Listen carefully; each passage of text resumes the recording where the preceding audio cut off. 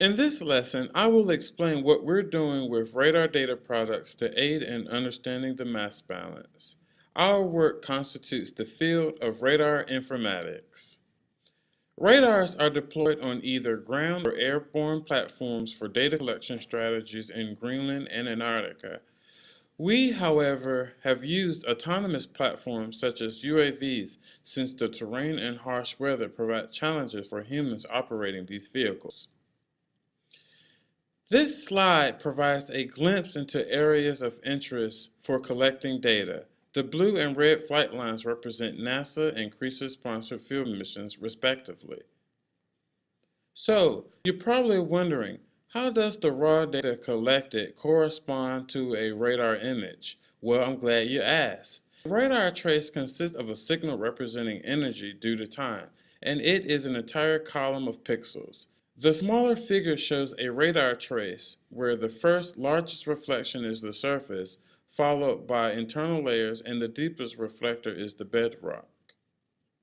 Layers in a radar imagery, which are analyzed by manual methods, are very important to domain experts since they help compute the ice thickness and accumulation rate, which are important for studying the ice sheets, their volume, and how they contribute to global climate change. We are using innovative techniques in computer vision to identifying these layers. We are interested in complete autonomy in determining layers. Since we have a large amount of data, it is not feasible for manual interpretation. There are associated challenges, however, with developing automated methods. For the bedrock surface approach, we are interested in only 2 layers, but typically these are very faint or non-existent image features.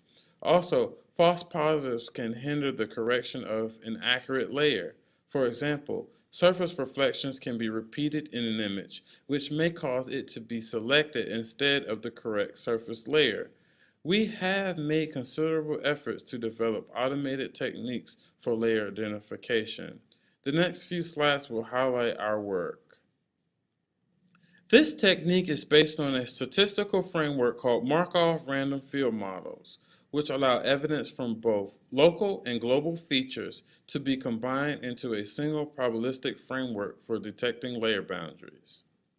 Another approach used in detecting bedrock and surface layers uses level sets, which is an active contours variant allowing geometric curves, in our case ellipses, to gravitate towards each boundary. The level set evolves iteratively in a normal direction to a gradient and is determined by a partial differential equation for minimizing a cost function. As the level set evolves with time, the shape of the ellipse changes to the exact bedrock and surface topography.